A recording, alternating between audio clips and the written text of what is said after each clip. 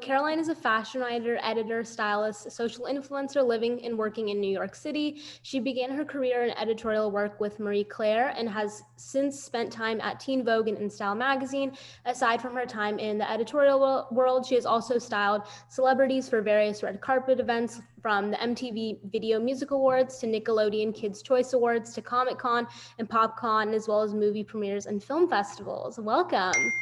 Thank you. Thank you so much for having me. This is such a great panel you guys are putting on. I know we're all home right now, so I love things like this just to stay inspired, just like catching the end of the last combo as well. I was like, ooh, I wish I had heard this whole conversation. It sounded so good.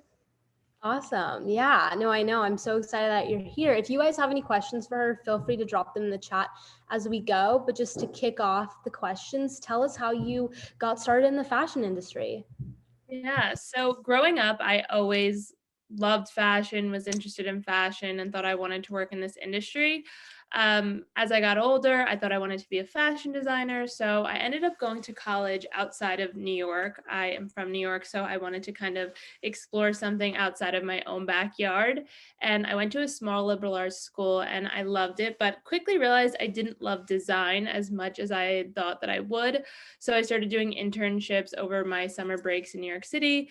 My first internship was with a women's wear designer, and then eventually I ended up finding my way into fashion editorial. And that's kind of where my love for magazines came. I was like, I want to be the next, Anna Wintour, but nicer, big fashion editor. And then obviously, while I was working at InStyle, social media kind of became a thing. And yeah, Instagram started growing and I was like, what is this whole social media world? Like, I had no idea what it was, but yeah, eventually I ended up leaving my job at InStyle and becoming my own boss and building my own brand on social media. That's awesome. Such a like inspiring story too. Like just you want it, go get it. Totally. Just That's mentioned kind of that. my mindset always. Yeah. You just mentioned you're able to transition to freelance then. Can you kind of talk a little bit about that process? Because I imagine we have a lot of creatives here that is probably the end goal. Yeah, I mean, I think it's just so important to build up your network. So, having been at InStyle and at Teen Vogue, I had met a lot of editors who I became friends with and things like that. And at first, when I went out on my own and started freelancing and, working with brands and things like that, I was still writing for different, digital sites because I had so many connections in the magazine world. So, that was a great source of income in the beginning. Definitely like writing a piece here or there for Stylecast or Marie Claire or Teen Vogue still or whatever it might be. So, building up your network is like the biggest piece of advice that I could give any of you because that's where your income is going to come from once you leave your job.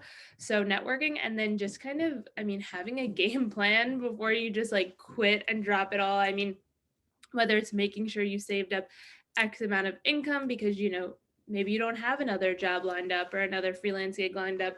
That's okay. You can kind of, if you, can figure it out if you have enough money saved up, but saving up money, figuring out a game plan, and then reaching out to everybody and kind of like saying, hey, I'm now freelance. This is what I'm doing. Do you have any projects I could take on? Is there any way that we could collaborate or I could help you?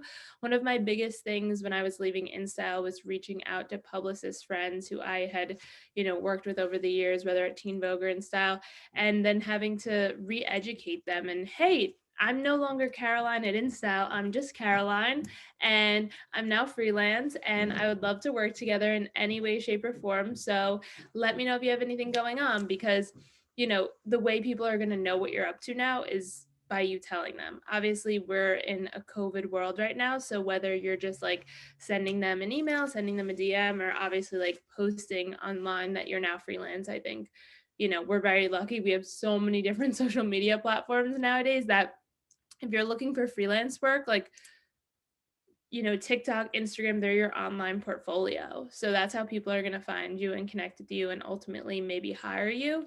So post, what you're looking for. I'm all about manifesting and saying it out loud and putting it into the universe. So putting up an Insta story like, hey, I'm looking to take on some freelance writing gigs. You never know. Someone might just like reach out to you from seeing that. Definitely. I feel like now more than ever is like the easiest way to get involved and share, especially with social media. So I think our generation is like very lucky to have these resources. So going off of that, at what point did you know that this was going to be sustainable full time? Like, was there like a little moment, an aha, or was it just like a gradual thing? A little bit of a mix of both. I think it was definitely gradual because, as I said, like the first few months, I was really just like re-educating people on, hey, I'm now freelance. I'd love to work together. But then there was a moment when I landed my like first big job, and it was appearing in a digital commercial for Wendy's. Actually, they wanted to hire a fashion editor to kind of like follow around her day in the life, and then expectation versus reality of working in the fashion industry. And then I stopped for a salad and things like that. But that was the first job I got hired for like years ago, and I remember when I got the offer, I was like, wait, this is how much people get paid to like appear in a campaign, a 1 day photo shoot. Like, I couldn't believe it. And so after that happened, that was really like a wow moment for me. And once the campaign came out, like posted about it online, shared it on my Instagram, all of my social medias. And then after that, I started, getting outreach from more brands for more projects. So it really was a little bit of like a snowball effect after that job. So yeah, I would say that kind of was like the moment that changed everything. No, that's good to hear. I'm sure that it's changed each month, and since well, it's almost been a year, March, since COVID started. Yeah. How has it impacted your work, and what advice do you have for creatives whose career has been affected by COVID? Mhm. I've just really had to readjust and kind of like reshuffle. So a lot of my job before COVID revolved around travel and revolved around attending events in New York City and New York City life and doing photo shoots out about in the street and like just kind of like my day-to-day life in New York and in the fashion industry and doing all those cool exciting things that everyone's like into in the fashion industry, fashion week, things like that. So I just had to really readjust, started shooting all of my own content at home in my house, tripod, lights, camera on my own, all those kinds of things, self-time or remotes, which I always knew how to take my own pictures on a tripod in my house. I just it didn't have to be like the norm. It just kind of was always like a plus. Like I had tons of content from like events and photo shoots and this and that. And then, oh, if I had a day home and I had some extra time, I was like, why don't I try doing like a cool at home pic or something like that? And so it was more so like a luxury. Now it's a necessity. So that's definitely been a little bit different. And yeah, I mean, I've been able to focus on different social media platforms like TikTok and things like that and growing on there. So I think for me in March when it first started happening, there was like a lot of influencers who kind of took a step back because they didn't know how to shoot content on their own, or they really only posted like professional like photography pictures. And so they were really like, they didn't know what to do. They thought it was only going to last a couple months. And I kind of was the opposite mindset. Well, who knows how long this is going to be? I better like right away start shooting my own content and kind of set a new like game plan. So that's kind of what I did right from the get-go as soon as everything started happening last March. And I've just kind of been rolling with it and taking it day by day. I mean, it's definitely not easy and there's still so much unknown, but I think one of the biggest things when you're an influencer is you have to be able to adapt. Whether it's a new platform or something new happening in the industry, you always need to be able to adapt. That's really awesome that you were able to make the most out of obviously 2020 and still able to do Tried. everything. I mean, you were doing Tried. amazing. Thank you. And kind of going off of that, like, do you have any advice for maybe anyone still in high school or early college trying to figure out what industry they want to work on? Like, they know they might not necessarily want like a full-time 9 to 5 job. Do you have any advice on like honing in and like finding your passion and for those wanting to work within the industry? Yeah, I mean, especially if you're in high school or college, like you're so young. So now's the time to really explore everything. Try everything out because you never know what you're going to love. And the more you try out, the more experience you'll have, the more connections you'll make, and things like that. I mean, we're in a very weird world right now where like you can't really do in-person internships or things like that. But advice I've been giving to people is people are still hiring digital interns. Like magazines have been hiring digital interns and stuff like that because they still need the help. They still need the interns to be, building stories on the back end, editing stories, whatever it might be. So still reach out to people you admire, whether it's editors, influencers, people at different companies, and pitch yourself for a digital internship. Especially, you never know, they could be looking for someone, but they just don't know how to go about hiring someone. And most of these digital positions are obviously remote, so you can do it from wherever you are. That's a good way to try out different things. Now, I mean, if you're more interested in, you want to be your own boss one day, especially if you're in high school, this is the time. Like, start building your personal brand online. Whether, as I said, TikTok is such a great platform to grow on right now. And then, I mean, Instagram has been a lot better with reels and stuff like that. You've had the opportunity to grow because of reels. So start creating your personal brand, start posting, and just kind of start creating that narrative of like, what do you want to do? Do you want to be a stylist? Do you want to be a freelance editor, creative director, a designer? Start creating your digital presence. So when you're out of high school and you're applying for something or you're networking with people, people can easily look you up online and see your work and things like that. Definitely, there's been a lot, even though there's been some opportunity taken away, there's been a lot of opportunity with this work Yeah. lifestyle and digital lifestyle. I guess kind of COVID or not, what do you think has been some of the biggest changes you've seen in the fashion industry this past year?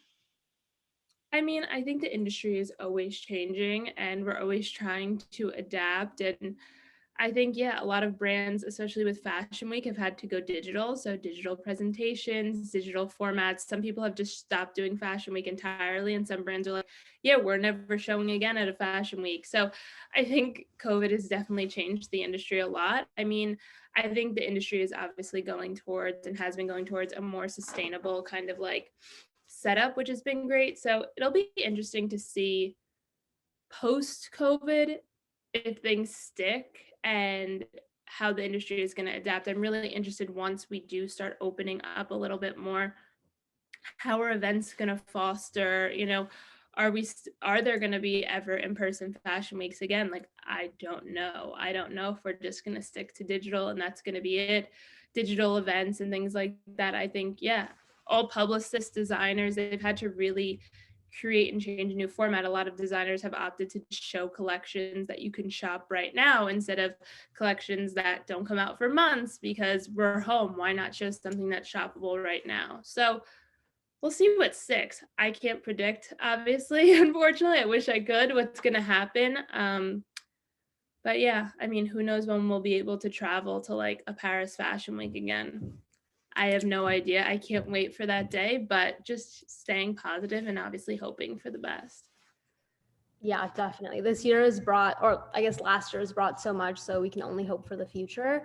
For those of you who don't know, Caroline is also an author. If you want to talk a little bit about your book, that would be awesome because I assume it would be a great resource for a bunch of people here. Yeah, so I wrote a book. It's called Making It in Manhattan, and it's a beginner's guide to breaking into the fashion industry.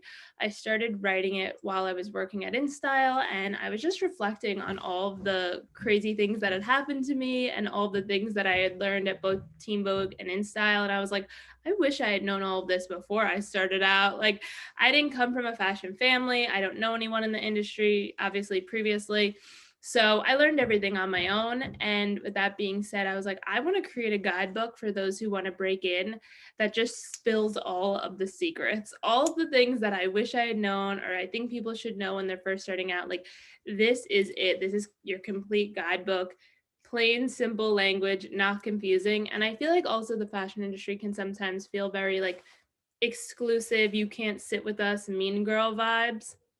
And I wanted to write a book that was very much like, sounds like you're talking to your best friend or your best friend's big sister, and she's just like taking you under her wing and guiding you and teaching you everything you need to know. So really, I share like all of my stories and things that I went through and funny crazy things that I experienced, and then everything has antidotes that you guys can learn from and can help you in your journey. And I always say, like, whether you definitely want to work in fashion or you just want to work in a creative field, you want to move to a major fashion city, whatever it might be, like, there's something in this book for everyone. It's not just for people who like definitely want to major in fashion and that's it. Like, there's so many different people who have read it and who've messaged me and they're like, I'm just like trying to make a career change, and I just wanted something to inspire me from like an entrepreneur mindset, and like this book was it. So I've had like a lot of different people reach out with like different, opinions, and everyone's like, I came from this kind of background, I came from this background, but everyone's like found something that they were able to take away from it, which makes me so happy.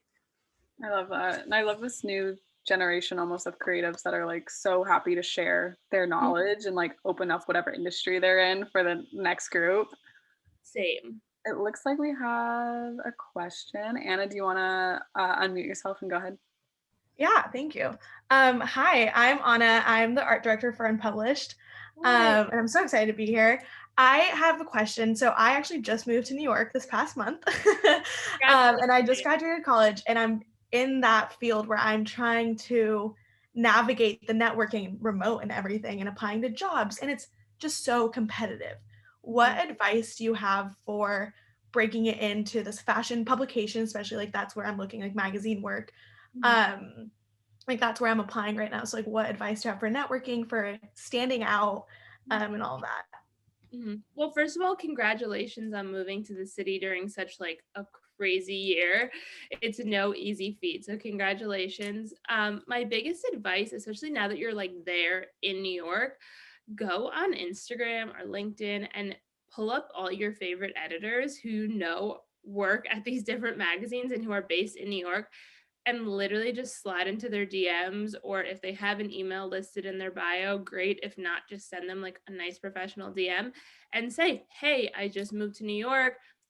I, really would love to work in magazines one day, no strings attached, but, would love to do a Zoom coffee date, or, obviously if you're interested in COVID safe and you're sitting outside, you could do an in-person coffee date or something like that.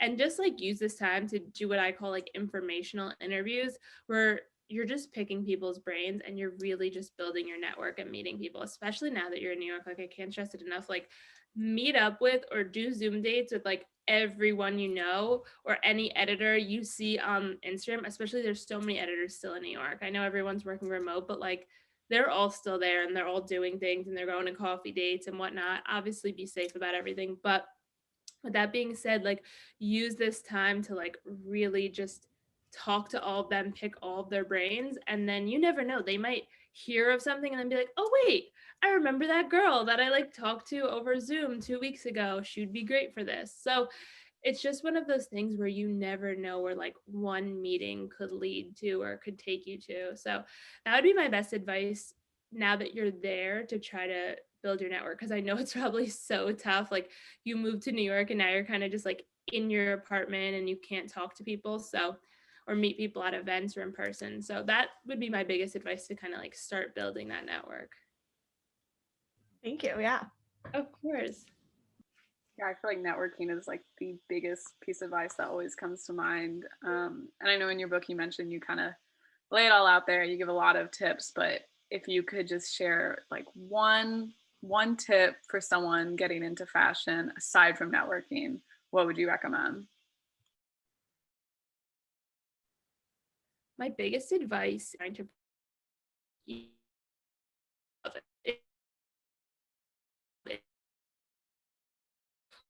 is fine. I mean, I love it. Part of my time, I love.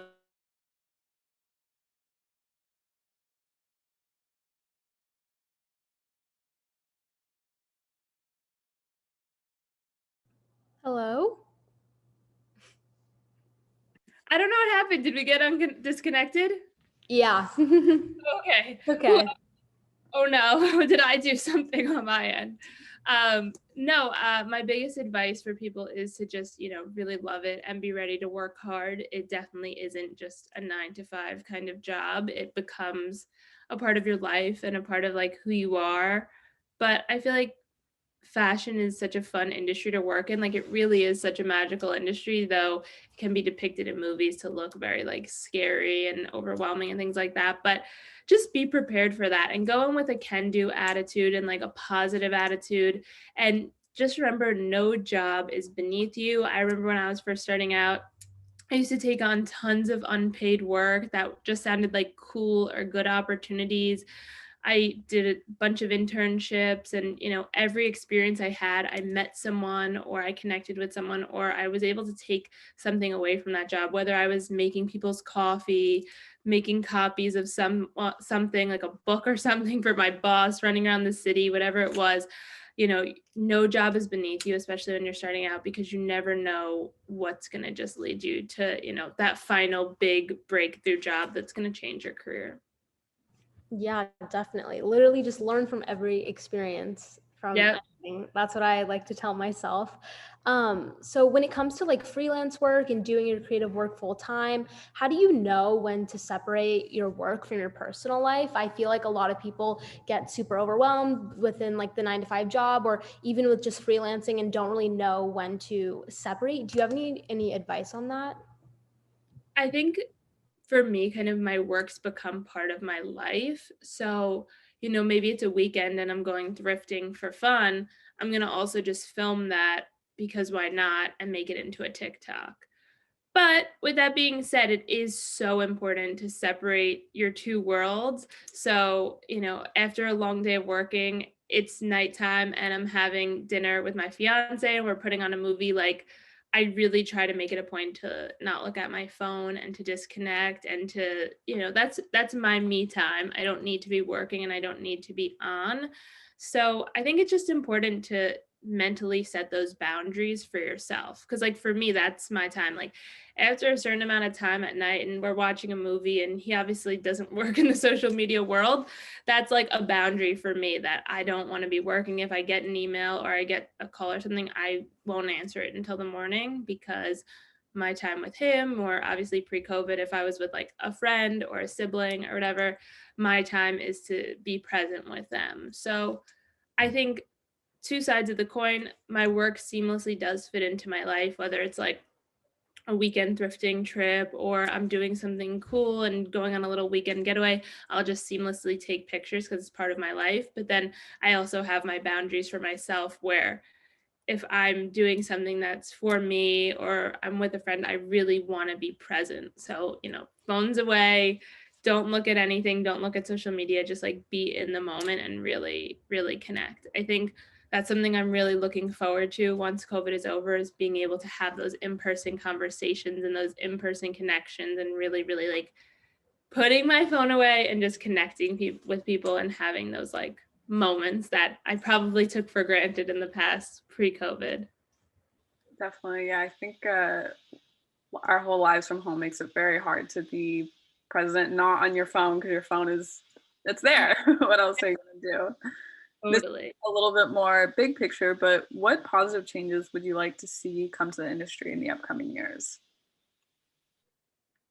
It depends where we are post-COVID. Like, where are we going to be? Are we going to be doing in-person things? I mean, I think we've gotten so much better. Obviously, we still have a long way to go, but with inclusivity, whether it with campaigns or runway shows or, even just office culture and things like that, I think we've gotten a lot better. We still have a long way to go, but it'll be interested where we're at in, I feel like people are saying by September things might be a little bit more normal in the industry, but I think we need to keep working on that and healthy work culture for people. I mean, obviously people have horror stories and during the past year things have come out and things like that. So creating a positive work culture for people, creating a place that's safe and that's inclusive and uplifting. I mean, I always say, and it's so cliche, but fashion should be fun.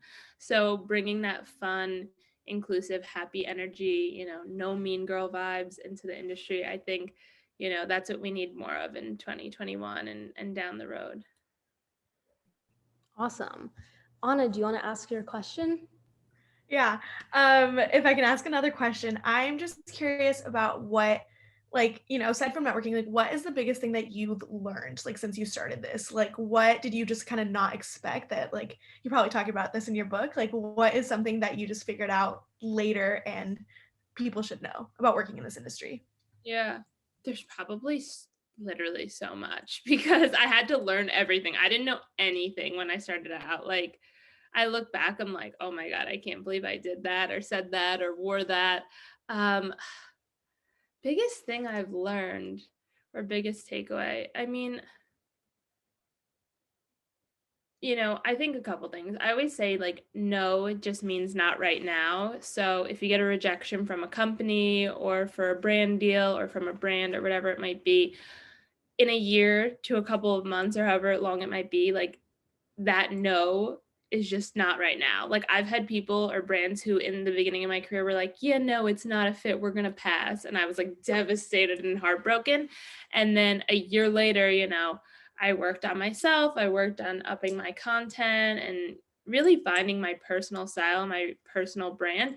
And then one day you get an email from them, oh, hey, we'd love to collaborate and work together. And, I'm like, yeah, sure. Like, that's great. Like, I know I had growing to do as a creative and, maybe at the time it wasn't a fit. So not being so hard on yourself and remembering that's like what is meant for you will not pass you. I always try to remind myself that because I'll have days where like I'm feeling a little bit down and maybe I'm comparing myself to others, which I hate those days because I'm like, don't compare yourself to others. Like I preach that to so many people. So, those are the days maybe I need to take a step back from social media, but maybe if they got something that was like a big thing that you wanted, it's okay because what is meant for you is coming. You just need to be open to it and put that positive energy out into the world and like it won't pass you. It's really, really cliche, but I've had things that have come in and I'm like, oh my God, that's something like I would have dreamed of 3 years ago and was like so sad wasn't happening, but it just wasn't my time 3 years ago.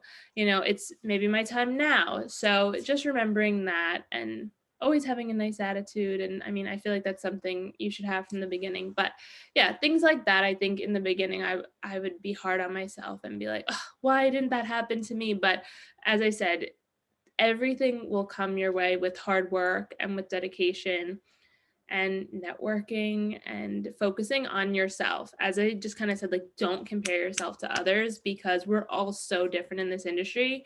And your, uniqueness is what's going to make someone want to hire you. Hope that helped.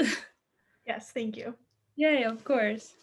Thank you so much. That's such a good mindset to have. And I think what you said about timing is so important. Like it all works out how it's supposed to. And don't compare yourself. Definitely. Well, thank you so much, Caroline. This was such a pleasure. And thank you, Anna, for your most recent question. If you guys have any last minute questions, feel free to drop in the chat or raise your hand real quick.